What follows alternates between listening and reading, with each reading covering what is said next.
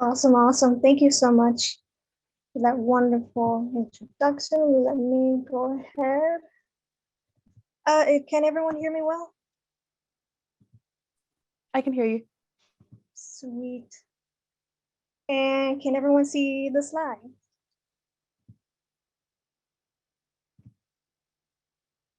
Let's see from the beginning. Everything good? I can see your, yep, it's showing now. Perfect. Awesome.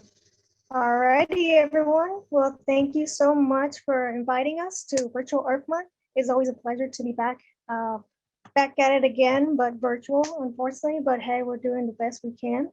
And today, we're going to be talking about the Fair Trade, Texas A&M Fair Trade campaign. And we'll be talking more briefly, an introduction to fair trade, how it works, what is A&M doing, and what can you do in the end in all of this. And so, the main question, how can tea or a cup of tea or coffee or anything really or chocolate can do about global injustice? What can it do for us? And then that's the main question we're all here to find out, right? So I would say the first question is to ask, well, what is fair trade? Fair trade is a global trading partnership designed to help producers in developing countries achieve sustainable and equitable trade relationships. So essentially, this is for mainly for marginalized countries and small farmers around the world to have a chance to be in that global market, to have that chance to have an income and sustain themselves while making products that they're able to do and while be supported to create those products. I'm not sure if, say, the video with the sound quality, is it okay if I can click on it?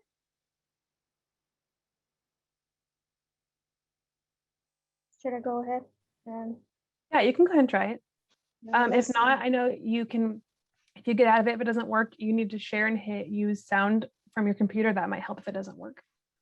Got it. Let me see here. If not, if too much time is consumed from this, we can always, I could always share the links if that's better. Let's go ahead and just skip the video. I'll always share the link and this will also be available online as well. So just to go over briefly, what is fair trade? What do they actually do with everyone participating with it? And then there is 10 principles of fair trade. As you see in the bottom screen, it says WFTO. That is the main umbrella for fair trade and what it stands for. This is to ensure all standards are being met for the fair trade standards of each product. And briefly, we'll be going over the main pointers.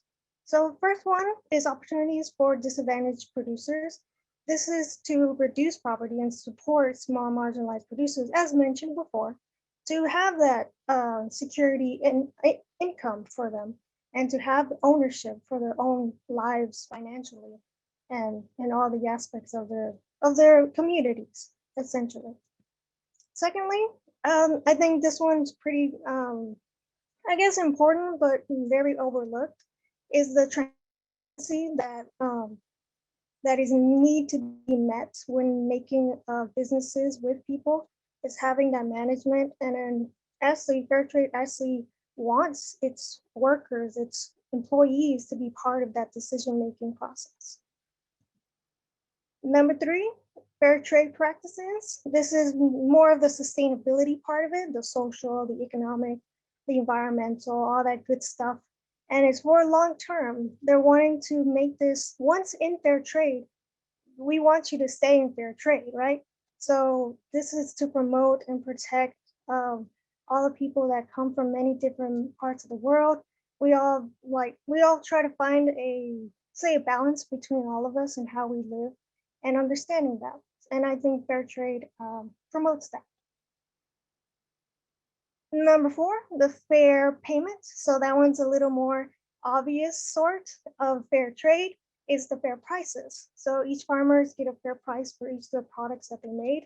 And if there is like, say, a development fund as well as like when a product is sold, there is a community development fund that helps support communities build upon their profits and actually make them more sustainable. Furthermore, in the deal making processes and the sales as well.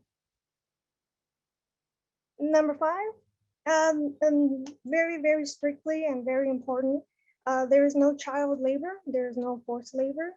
To each of their own states and countries, they abide by the local laws of employment of children, and there is protection for these for any children that is, let's say, in communities where children are vulnerable to be working, there is protections for them.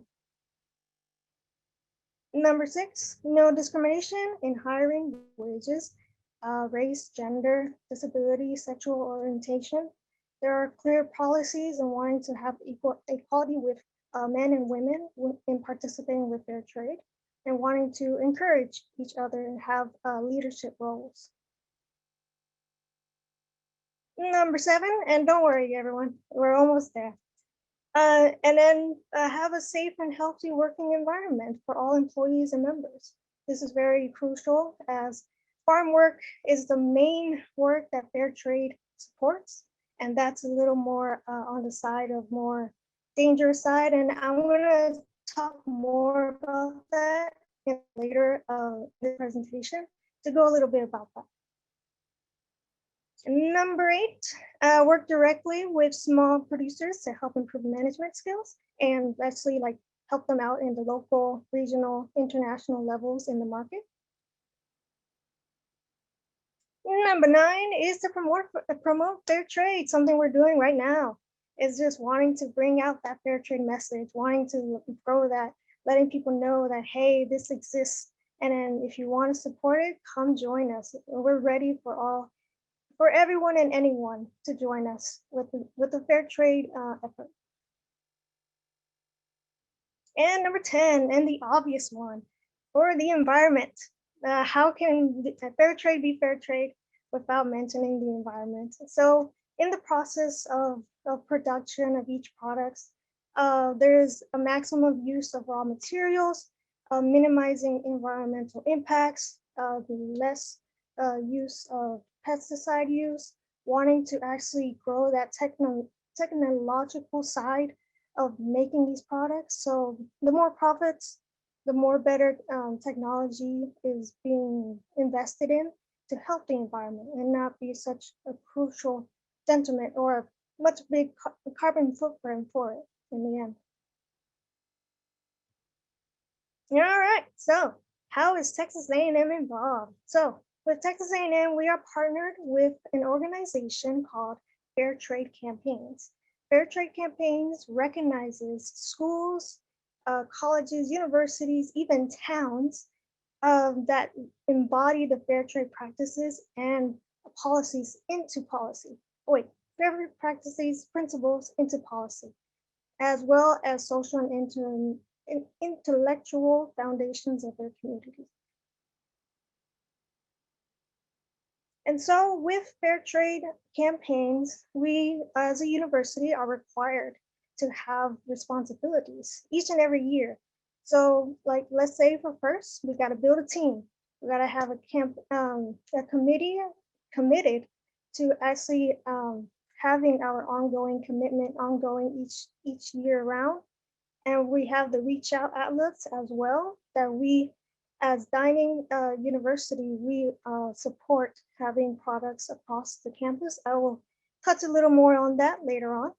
Enrolling, so here we have enrolled office and catering as well. That is a very important component with dining as well. Commitment, having the educational and events, something like this today that we're having. And finally, pass a fair trade resolution. I do not have a copy of the resolution with me, but it was signed by Michael K. Young on 2017, and which was pretty impressive and pretty incredible that we were able to commit to all of these and we're still going strong. So a little bit about us as Texas A&M as a fair trade campus. So as mentioned, In 2017, Texas A&M became a fair trade designated university and the largest university in the nation and only second in Texas at the time. Chartwells, which is university dining, became the first ever contract food service provider to establish Texas A&M's designation. And with that being said, as it involves I believe what was it? The Reach one, having products available. So yes, being a fair trade campus, we are required to have at least 2 products at each dining and retail location on campus. Sweet. Now to the fun part. So how can you get involved? How can if you're ready to jump aboard with fair trade, how can you be involved? Well, I'm glad you asked. Buy fair trade products. That's the main message that I'm really trying to really tailor to is just buying those products. Fair trade can make so many things out there that it's kind of crazy how much they do. And I had to give you guys a list of all the things that fair trade can produce and offer.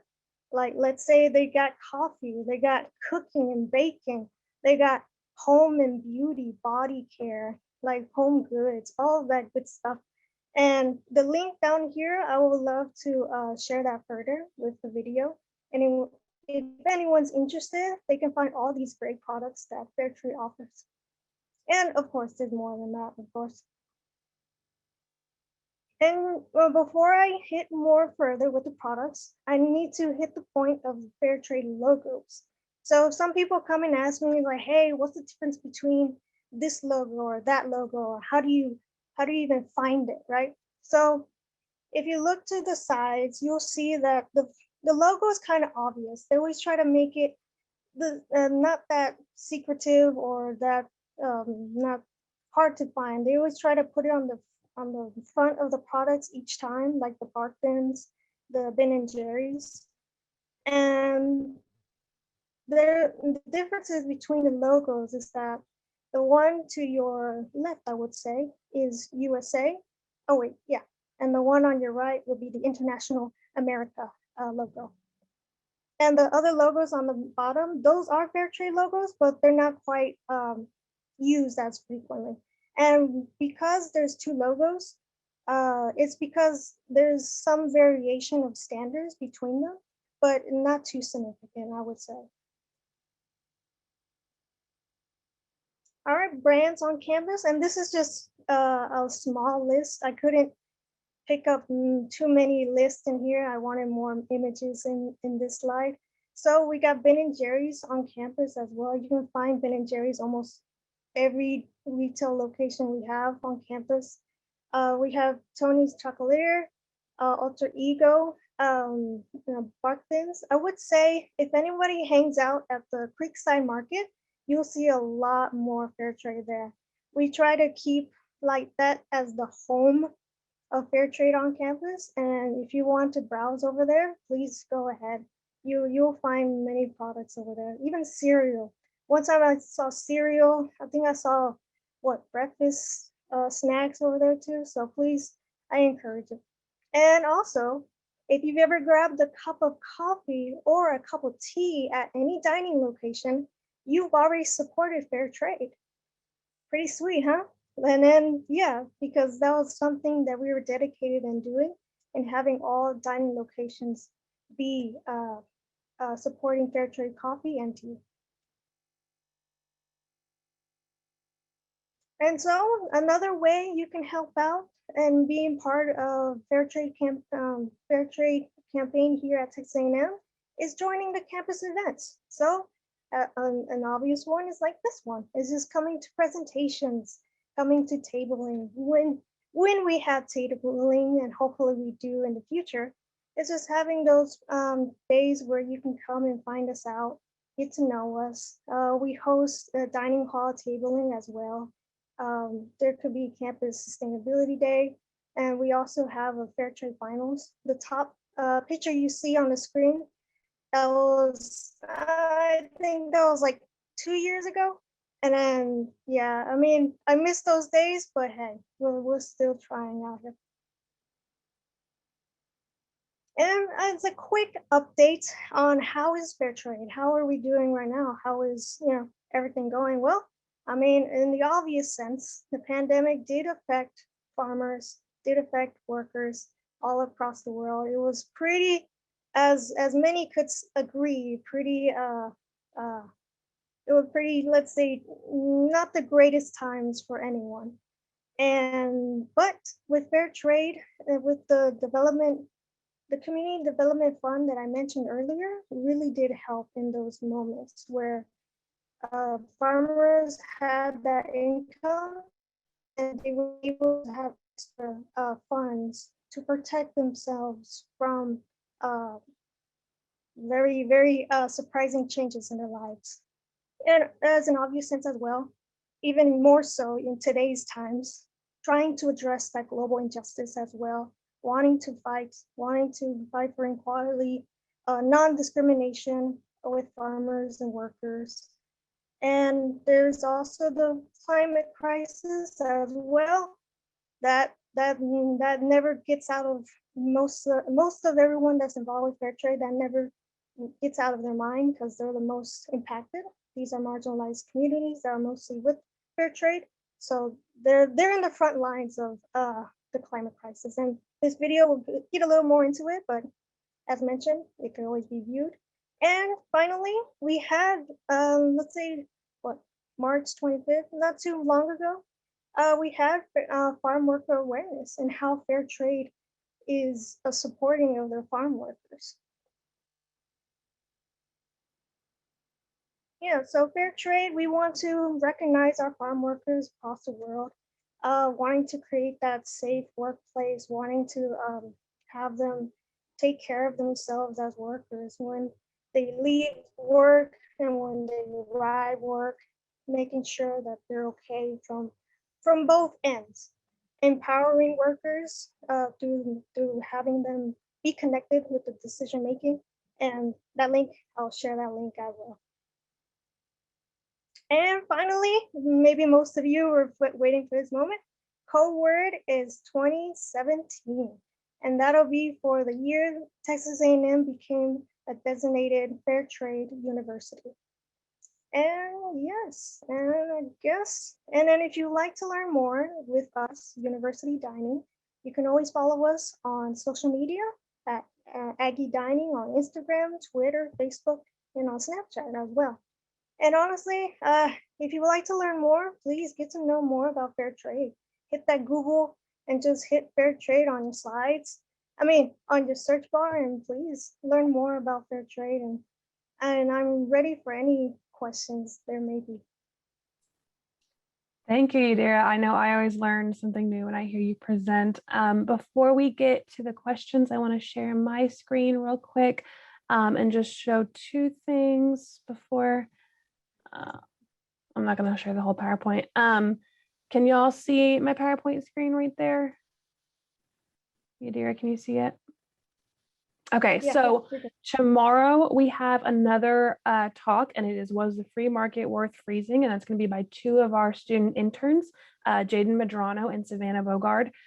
So make sure you check into that because I think we've all kind of seen how that affects us recently. So I think that'll be a very interesting talk. Along with that, today we're actually going to have our Virtual Earth Month Instagram event. So head over to our Instagram, probably starting around noon, to see some of the sustainable organizations on campus. And then today is the last day for the Sustainable Internship Program application. So there are just a few more hours to apply. This is such a great a program for our students, and it's such a great way to learn about sustainability and help the office, promote what we value. So make sure you go to sustainability.tamu.edu by 5 p.m. today if you're interested in applying. All right, and then if anyone has questions, please drop them in the chat, or you can unmute yourself, turn your video on if you want to ask Yadira directly. I know we did have one question in the chat about Tony's chocolate. Do you know which locations on campus sell Tony's? Oh, Creekside. Creekside? Creekside, yes, you can't fail with that one.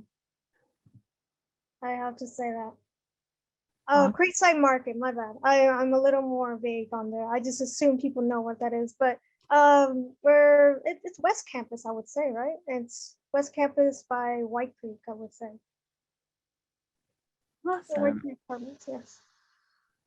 Monica, I saw you turn on. Did you have a question? I do. Yeah.